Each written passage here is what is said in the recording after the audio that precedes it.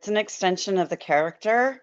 It gives you another glimpse of their soul. It's something else that they are that you don't know about, and maybe you're not going to pick up on such a conscious level either. There could be like this beautiful soft painting and it could be a very hard-edged character. And it's like, oh, well, why do they have that? Why do they have a picture of a nude or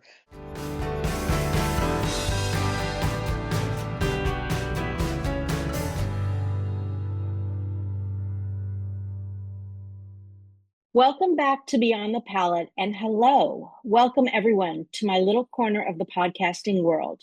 This is Whitney Sinkoff, your host and owner of Art Dimensions in LA, a fine contemporary art leasing and sales business. Usually, I interview visual artists from the Art Dimensions roster on this podcast, but today I'm doing something a little different. I will be chatting with set decorating buyer Sondra Thorpe. Sondra and I met through the Set Decorators Society of America, and I am so glad we did. Most recently, Sondra and I worked together regarding artwork for a new TV show, which is set to air soon, called All's Fair. It has a major cast, including Naomi Watts, Niecy Nash, and Kim Kardashian. In addition to All's Fair, Sondra has a long list of amazing credits, which include buying for shows like Nip Tuck, Veep, Transparent, The Mindy Project, and for the feature film Straight Outta Compton. She also has great experience with designing interiors of homes and home staging. Hi, Sondra.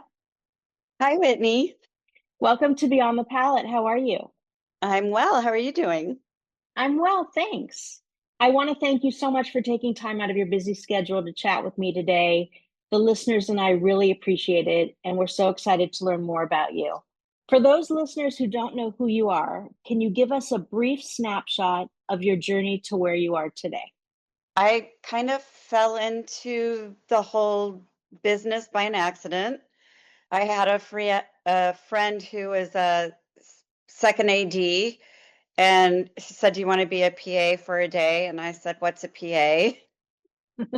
My first job was literally just driving to go pick up an underwater camera and bring it back. There was nothing really going on at the studio except that there was like a vibrational buzz to it, and I was like, "Ooh, this is fun."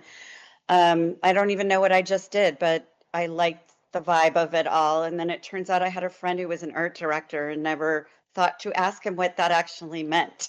And then you did. I did. And so my first real job kind of doing set dressing was Unsolved Mysteries. Okay.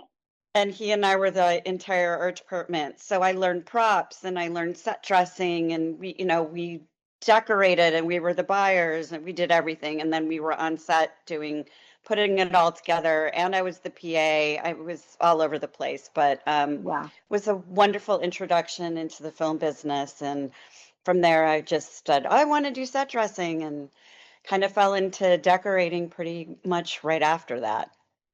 Okay. So another question I have for you is, did you always feel that decorating for films and TV shows would be a part of your life? But the answer is no, not No, until it accidentally happened. yeah. Okay. What were you thinking of doing before that? Or were you? I wanted to be an actress for a really long time.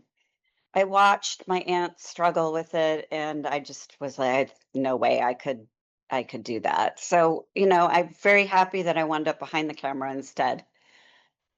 Yeah. Yeah. All right. For our listeners, can you explain a little bit more about what a buyer's job is?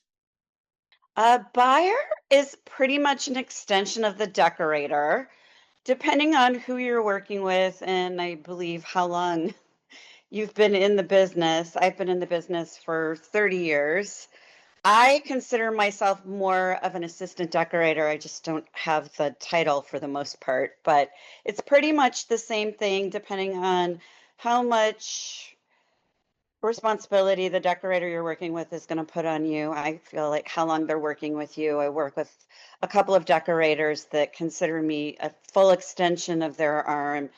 I have my own sets. I go do my own thing. we collaborate. It's a lot more collaboration as opposed to just following a list. Understood. Understood. Okay. So an assistant set decorator, do you look for furnishings first for a set or the artwork first, and why? Which one comes first and why? Generally, we kind of do furniture first, but it also kind of depends on who you're working with. A lot of decorators that I work with prefer to take care of the art themselves. So there's a lot of times where where I won't even do the art, or they'll have started the art and then maybe there's a piece or two that we can't get, and I will continue based on whatever they've chosen, which it depends on the situation and it depends on a lot of things. Most the philosophy of where I come from with it and where decorators I work with come with it to never get the art to match the furniture. You're not supposed to have the art match the furniture. No, the art Okay. should be its own character and its own entity in itself, and an extension of whatever character where the art is going. Can we talk about All's Fair, the We sets? can. I was so excited because you rented three pieces from Art Dimensions for that show, and they were very well. One was abstract, and two were by, I'll just mention Jason Trotter. They were very geometric and sort of minimalist. Hmm. So one was black and one was silver, Hmm. black and white and silver and white. So can you tell us what character those are sort of emanating from or are sort of connected to, or how those made it onto the set? I vaguely remember, and I know it had to do something with whatever was originally chosen. I believe either wasn't available or there was some kind of change that happened. And so we needed something that was subdued enough because I believe it was going in Kim Kardashian's bedroom, if I recall correctly. It was going into somebody's bedroom, I believe, and it was going to be over the bed.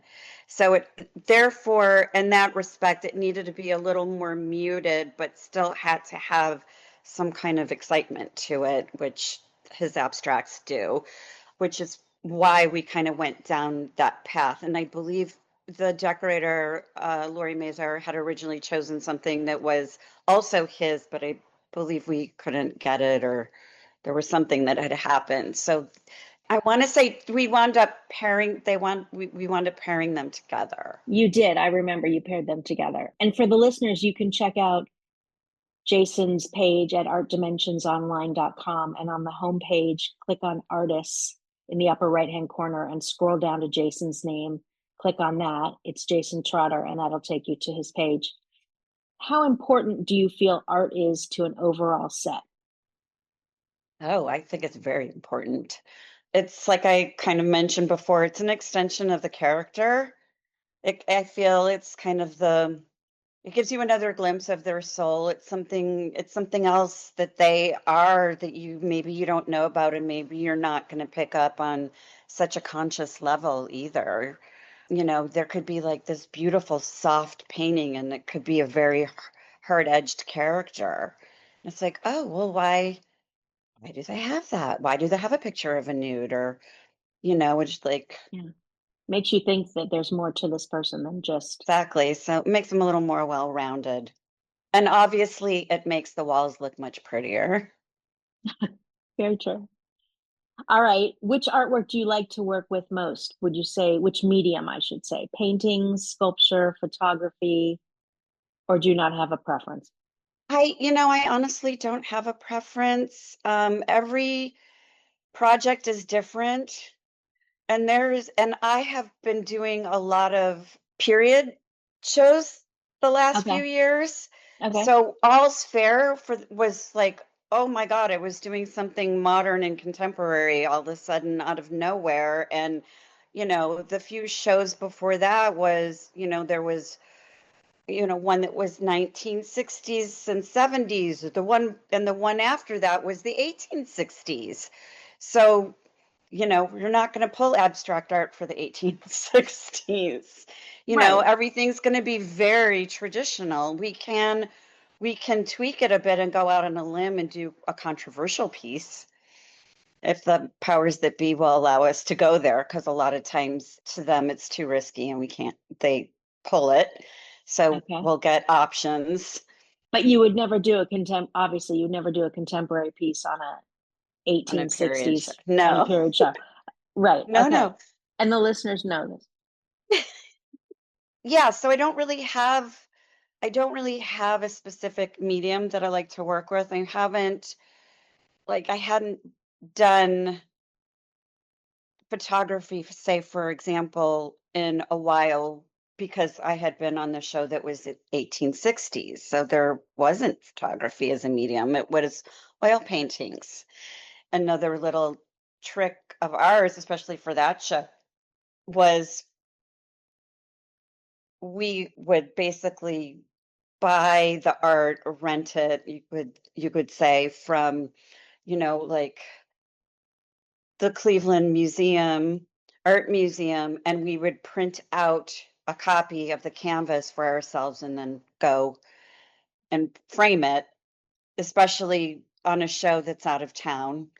There are no prop houses to rent from. There's no art dimensions to rent from. So we have to come up with things on our own accord. So we would do things like that. So you would make a reproduction of So we would make a an original work. reproduction. So I'm out of the loop of using photography, which I love to use, or a lot of these wonderful artists that paint on canvas, I wasn't able to do.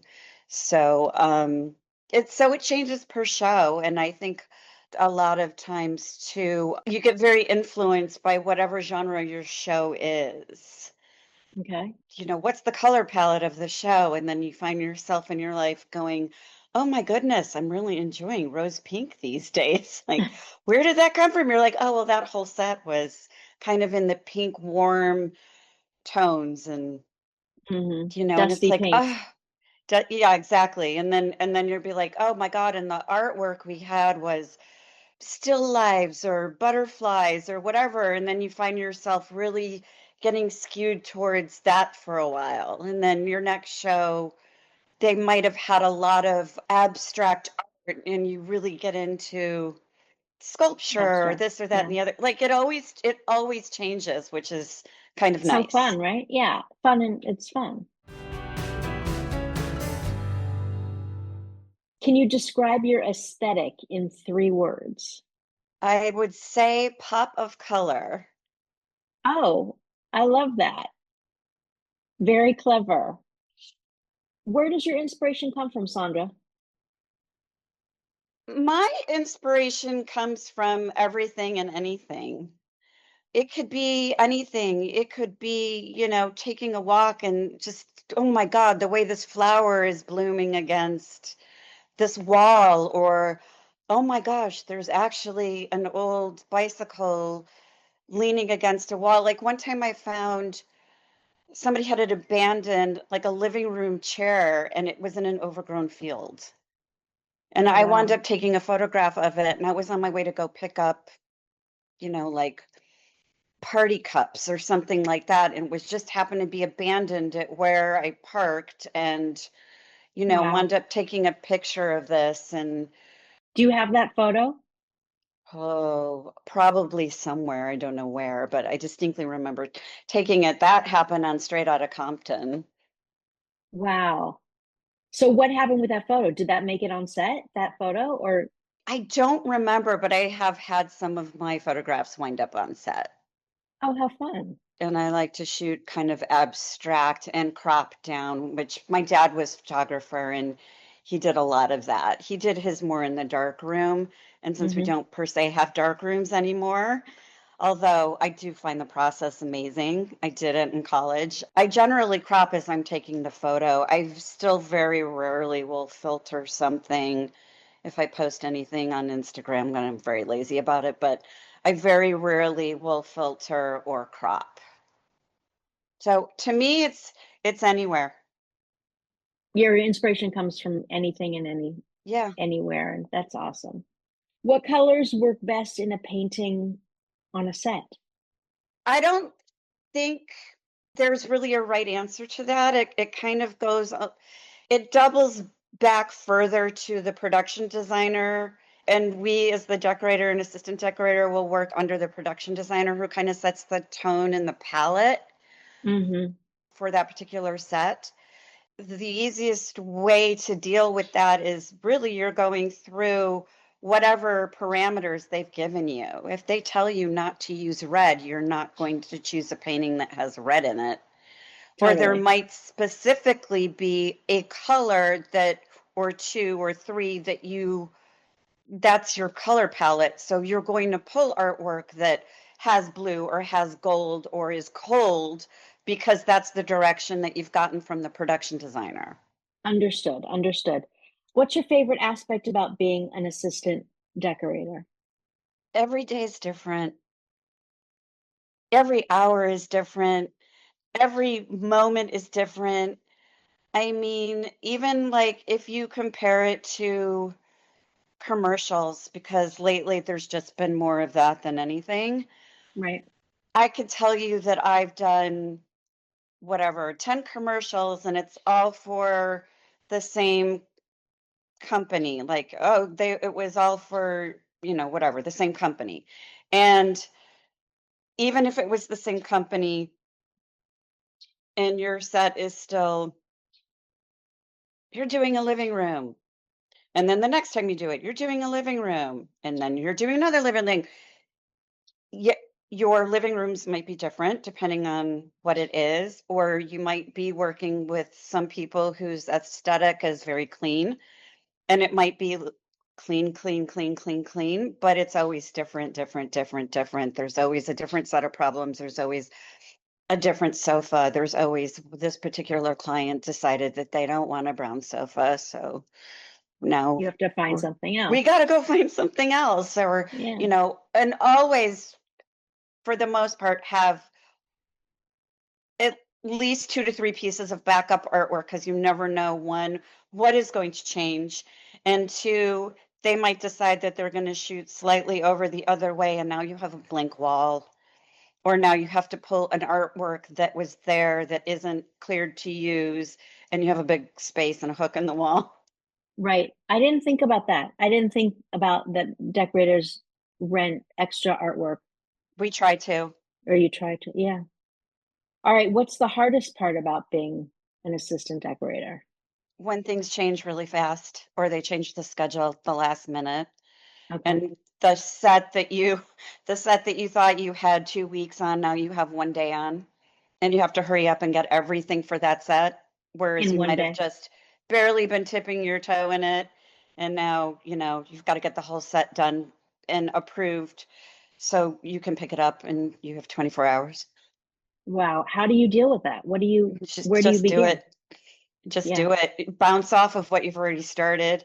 Because with most people that I work with, we generally have dipped our toe in enough of each set. We'll go out together and shop for the first week if we have the time. We start putting stuff on the walls and just kind of going through a process of what we think might work for a character and what doesn't.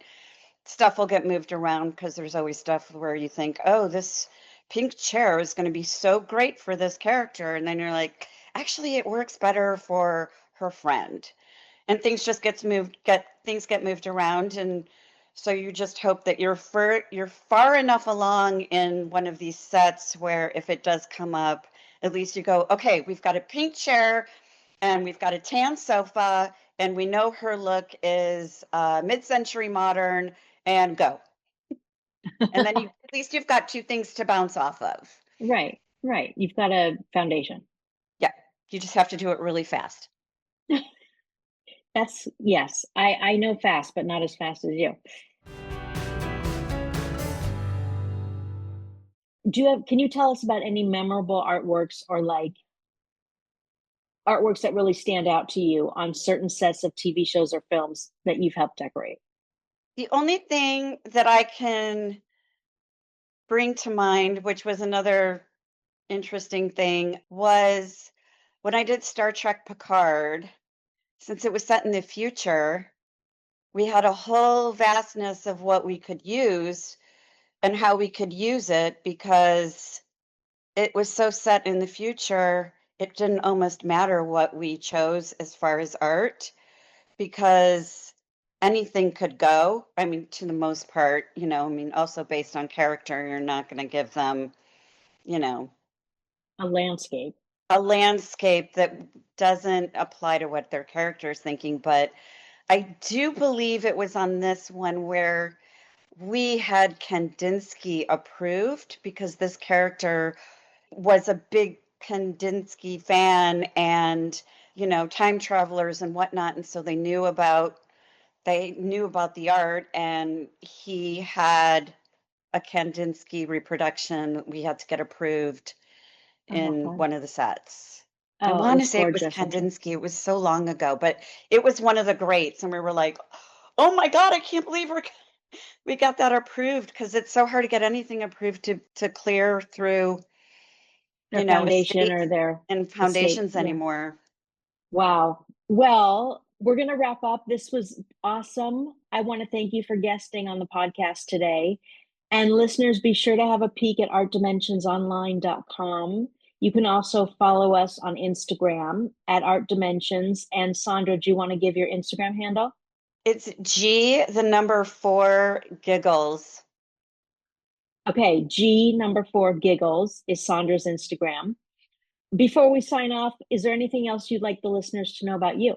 Just keep doing what you're doing and researching, and you never know what you're going to fall into. I mean, I fell into this business by an accident, even having had a theater background in college, and I just kind of fell into it by an accident and learned what the different roles were. And I mean, I actually wanted to go into wardrobe, but I fell into set deck.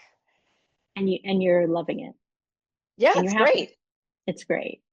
Thank you, everyone, again for tuning in to Beyond the Palette. If you're feeling extra creative, you can rate and review this podcast on Apple Podcasts. And be sure to tell your art loving friends and family about the show. So, to Sondra and all the listeners out there, have a positive and fun filled month. And as always, happy creating.